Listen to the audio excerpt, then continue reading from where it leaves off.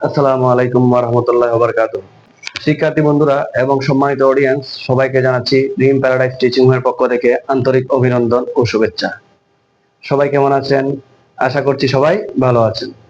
আজকে আমি আলোচনা করছি নবম দশম শ্রেণীর গণিত বইয়ের অনুশীলনী 4.1 হতে বাছাইকৃত গুরুত্বপূর্ণ কয়েকটি অঙ্ক নিয়ে। উক্ত অধ্যায়ের উপর আমার আগেও একটা ক্লাস আপলোড দিয়েছি।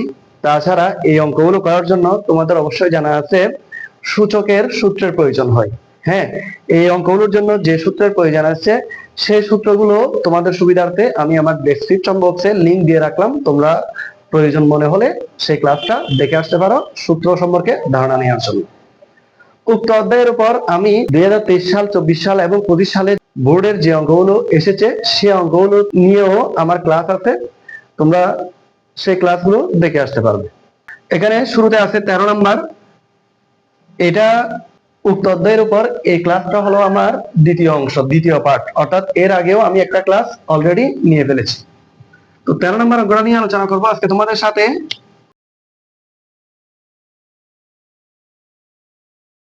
যেহেতু এখানে লেখা আছে বাম পক্ষ ইকুয়াল টু ডান পক্ষ, অর্থাৎ এটা দেখাতে হবে, প্রমাণ করতে হবে। সুতরাং আমার এই পাশটা হলো বাম পক্ষ, আমি উপরে লিখে দিব left hand side. Left hand side কে সংক্ষেপে লেখা হয় LHS। কেমন? Left hand side. অর্থাৎ এই লেফট হ্যান্ড সাইডের সাহায্যে আমি ডান পক্ষ প্রমাণ করতে হবে, 1 দেখাইতে হবে, এটার মান সম্পূর্ণ যে 1 আসবে সেটা প্রমাণ করতে হবে। তো এখন আমরা তো জানি এই যে এটাকে বলা হয় বেস আর এটাকে বলা হয় পাওয়ার বা সূচক, অর্থাৎ x to the power a divide by x to the power b whole to the power 1 by ab। তাহলে এখানে বেস হলো x, অর্থাৎ ভিত্তি হলো x, আর সূচক বা পাওয়ার হলো a। তো বেস যদি একই হয়, এটাও x এটাও x, বেস যদি একই হয় পাওয়ার বিয়োগ হয়, ভাগের বেলায় পাওয়ার বিয়োগ হয়। তাহলে আমি লিখতে পারি, আগে ব্র্যাকেটের ভিতর কাজ করতে হবে, x to the power a minus b, x to the power a minus b, অর্থাৎ এটার সাথে এটা ভাগের সম্পর্ক, ভাগের বেলায় বেস একই হলে পাওয়ার বিয়োগ হবে, এটা একটা সূত্র। Whole to the power 1 by ab, 1 by ab। ঠিক একইভাবে এটাও লিখলাম x to the power b minus c, উপরেরটা আগে লিখতে হবে, whole to the power 1 by bc into x to the power c minus a whole to the power 1 by ac। কেমন? এখন দেখো এই যে a মাইনাস b আছে, এই a মাইনাস b এটা উপরে 1 এর সাথে গুণ হবে। মনে রাখবে এই অবস্থায় যদি থাকে পাওয়ারটা, তখন a মাইনাস b টা 1 এর সাথে গুণ হবে, a b এটা নিচে থাকবে। অর্থাৎ লেখার সময় আমি এভাবে লিখব, x whole to the power a minus b থাকবে উপরে, a b থাকবে নিচে, ইনটু x লিখলাম বেস, 1 দিয়ে b মাইনাস c কে গুণ হবে b মাইনাস c, আর নিচে থাকবে bc, into x to the power ac থাকবে নিচে, c মাইনাস a থাকবে উপরে।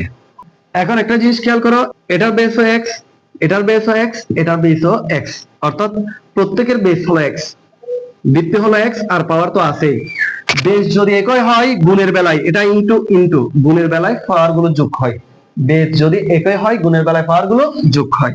সুতরাং আমি লিখব x বেস লিখবো একটা, অবশ্যই বেসটা বড় করে দিবে, আর পাওয়ার যা আছে a minus b divide by ab, ওদের মধ্যে সম্পর্ক হয়ে যাবে প্লাস এর b minus c divide by bc plus c minus a divide by ac। কেমন? ইকুয়াল x কে বড় করে লিখলাম। এখন আমাকে লসাগু নিতে হবে। লসাগু নিতে হয় হরের ab bc ac, এই তিনটা লসাগু নিতে হবে। এই তিনটা লসাগু কি? abc, abc, abc লসাগু নিলাম। এখন খেয়াল করো, ab দিয়ে যদি abc কে ভাগ করি c থাকে, অর্থাৎ ab এর মধ্যে লসাগুর কোন উপাদানটা নাই, c নাই, যেটা পেয়েছি সেটা দ্বারা a মাইনাস b কে গুণ করতে হবে। c দিয়ে a কে গুণ করলে ac মাইনাস b দিয়ে c কে গুণ করলে bc প্লাস, এখানের মধ্যে লসাগুর কোন উপাদান নাই, a নাই, সেই a দিয়ে b মাইনাস c কে গুণ করতে হবে। a দিয়ে b কে গুণ করলে ab, আবার a দিয়ে c কে গুণ করলে ac প্লাস, ঠিক একইভাবে এখানে লসাগুর b নাই, b দিয়ে c কে গুণ করতে হবে bc, b দিয়ে a কে গুণ করতে হবে মাইনাস ab। আশা করছি বুঝছো তোমরা। ইকুয়াল, এখন দেখো এসি এর আগে সেম প্লাস, এসি এর আগে সেম মাইনাস, প্লাস এ মাইনাসে মাইনাস, অর্থাৎ এসি থেকে এসি গেলে 0 হয়। বিসি এর আগে সেম মাইনাস, বিসি এর আগে সেম প্লাস, প্লাস এ মাইনাসে মাইনাস 0, এবি এর আগে সেম প্লাস, এবি এর আগে সেম মাইনাস 0। এখন সবকিছুতে আমি কাটাকাটি করলাম, এখন কাটাকাটি করলে এটার মান কি আসে? অনেকে ভুলক্রমে সেটা 1 বসিয়ে দেয়, আসলে সেটা 1 হবে না, সেটা হলো 0। প্লাস মাইনাসের কাটাকাটি বেলায় অ্যান্সার হবে 0, আর যদি গুণভাগের কাটাকাটি করি সেক্ষেত্রে ভাগফল হবে 1। তো এখানে যেহেতু এটা যোগ বিয়োগের কাটাকাটি ছিল, সেজন্য এটার মান হবে 0। উপরে 0 থাকে, নিচে এবিসি থাকে। 0 কে যদি এবিসি দ্বারা ভাগ করা হয় তাহলে এটাও আসে 0। তার মানে x to the power 0 equal to কি? 1। তাহলে আমরা পেয়ে গেলাম এখানে এটা ইকুয়াল টু 1 প্রমাণ করতে বলছে। তো এটা হলো right hand side, right hand side. কেমন? মনে রাখবে, বেশ কোন একটা থাকলে এর উপর যদি পাওয়ার 0 হয়, এটার মান আসলে কত আসবে? 1 আসবে, এটা সূত্র হয়। তাহলে x to the power 0 equal to 1 আমার প্রমাণের সাথে মিলে গেল, এটাই হলো আমার রাইট হ্যান্ড সাইড। উত্তর লিখবে সুতরাং left hand side equal to right hand side. যেহেতু প্রমাণ করতে বলা হয়েছে সেজন্য এখানে হবে প্রুফড। কেমন? উত্তর এভাবে লিখে দিবে, অর্থাৎ এখানে যে আমার এটা ইকুয়াল টু 1 সেটা এখানে প্রমাণিত হয়েছে, সেজন্য আমি প্রুফ লিখেছি। এখন আমি প্রায় একই ধরনের অঙ্ক তোমাদের সাথে 14 নম্বর অঙ্কটা নিয়ে আলোচনা করব।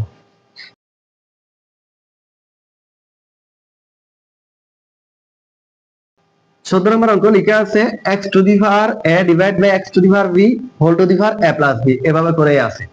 তাহলে আমরা তো জানি এভাবে যদি বেস যদি একই হয়, ভাগের বেলায় পাওয়ার বিয়োগ হয়, সুতরাং আমি আগে ব্র্যাকেটের ভিতর যা আছে সেটাকে ভাগের বেলায় পাওয়ার বিয়োগ করে দেখাবো, অর্থাৎ x to the power a minus b করব। কেমন? তো এখানে পরীক্ষা অনেক সময় m থাকে ঠিক সবগুলোর কাছে কি ভাগের বেলায় বেস যদি একই হয় পাওয়ার বিয়োগ করতে হবে। a প্লাস b লিখলাম ইনটু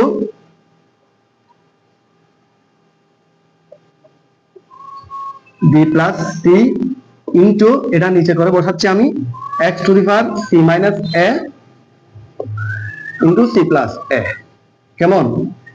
এখন দেখো এটা যদি আমি এভাবে করে লিখি x to the power a minus b into a plus b, এভাবে লেখা যায়।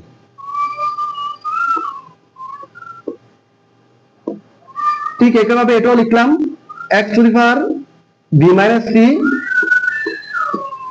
ইনটু b প্লাস c, তারপর নিচেরটাও লিখতো into x to the power c minus a into c plus a।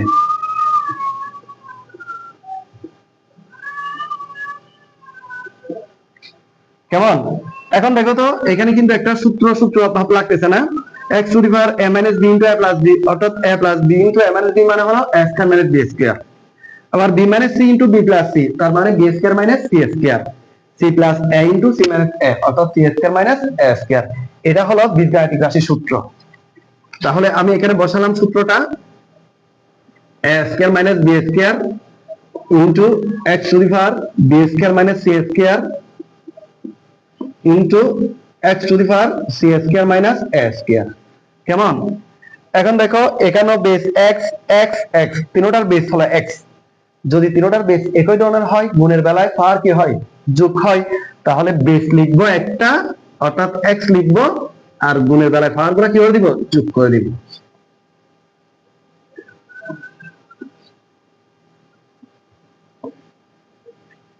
এই যে যেখানে গুণ আছে সেখানে যোগ দিলাম, যেখানে গুণ চিহ্ন আছে সেখানে যোগ চিহ্ন দিলাম।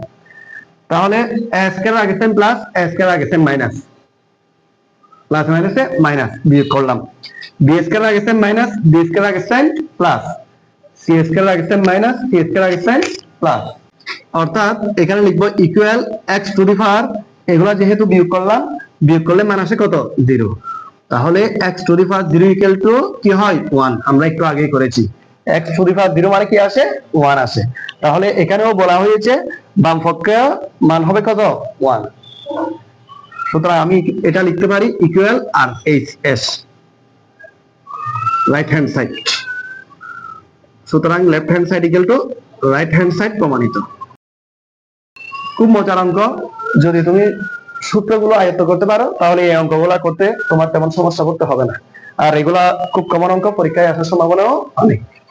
এখন আমি তোমাদের সাথে আলোচনা করব 19 নম্বর অঙ্কটা।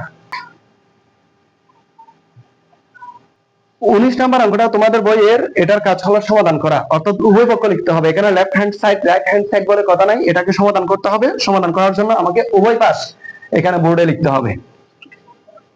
দেওয়া আছে √3 whole to the power x plus 1 equal ঘনমূল, এটাকে ঘনমূল বলা হয় 3 two the power 2x minus 1। এখন এখানে আমরা যা করতে পারবো সেটা হলো রুটের মান কত জানো? আসলে রুটের মান হলো half whole to the power x plus 1 equal, ঠিক একইভাবে এখানে যদি 3 থাকে এটাকে বলা হয় ঘনমূল। ঘনমূলের মান হলো 1/3। ঘনমূলের মান কত? 1/3 whole to the power 2x minus 1। আর এখানে যদি 4 থাকে এটার মান হবে 1/4। এখানে যদি a থাকে এটার মান হবে 1/a। এখানে যদি ab থাকে এটার মান হবে 1/ab। এখন বা লিখে 1 এর সাথে x প্লাস 1 গুণ হবে, তাহলে উপরে থাকবে x প্লাস 1, নিচে থাকবে 2 ইকুয়াল 3 বসালাম। উপরে 1 এর সাথে 2x মাইনাস গুণ হবে, তাহলে উপরে 2x মাইনাস 1 হয় আর নিচে 3 বসে। মনে রাখবে অবশ্যই বেস গুলাকে বোঝা যায়, দেখা যায় সেরকম করে লিখবে। অনেকে করে কি বেস আর পাওয়ার এমন অবস্থা করে লিখে যাতে কোনটা বেস কোনটা পাওয়ার খুঁজে নিতে হয়। বেসটাকে অবশ্যই বড় করে লিখতে হবে। এখন এখানে আরেকটা সূত্র ব্যবহার করা যায়, সেটা হলো উভয় পক্ষের বেস যদি একই থাকে সেক্ষেত্রে বেস গুলোটা আমি লিখবো না, আমি শুধু পাওয়ারটাই লিখবো। x plus 1 divide by 2 equal to 2x minus 1 divide by 3। অর্থাৎ সূত্রটা হলো এভাবে, a to the power x a to the power y হলে x ইকুয়াল টু y, অর্থাৎ বেস বেস চলে যায়, তাহলে কে থাকে? x আর y, সেজন্য x ইকুয়াল টু y। আর আর গুণ করব, আর গুণ মানে 3 দিয়ে x প্লাস 1 কে আর 2 দিয়ে হলো 2x মাইনাস 1 কে। 3 দিয়ে যদি x কে গুণ করা হয় 3x, 3 দিয়ে যদি 1 কে গুণ করা হয় 3 ইকুয়াল 2 দিয়ে 2x কে গুণ করলে 4x, 2 দিয়ে 1 কে গুণ করলে -2। কেমন? এখন চলকগুলো একপাশে নিয়ে আসবো। 3x মাইনাস 4x ইকুয়াল -2 আছে -2 লিখলাম, প্লাস 3 আছে বিপরীত পাশে গেলে -3 পক্ষান্তর করে, বা 3x থেকে 4x গেলে -x ইকুয়াল টু -2 -3 অর্থাৎ -5। সুতরাং x ইকুয়াল টু 5, অর্থাৎ উভয় পক্ষে -1 দ্বারা গুণ করেছি। তাহলে আমি বলতে পারি সুতরাং নির্ণয় সমাধান x ইকুয়াল টু 5। এটাই হলো তোমাদের 19 নম্বর প্রশ্নের সমাধান। কেমন? আশা করছি বিষয়টা বুঝতে পারছো। আর অন্যান্য বাকি যে অঙ্কগুলো আছে তোমরা তো জানো আমি আমার ক্লাসে সবগুলো অঙ্ক করে দিই না, বাকি যে অঙ্কগুলো আছে তোমরা নিজেরাই চর্চা করে নিজেরাই সমাধান করতে পারবে, সেটা আশা রাখি। আজকের ক্লাস এতটুকু পর্যন্ত। ভালো থাকবে, সুস্থ থাকবে, আল্লাহ হাফেজ।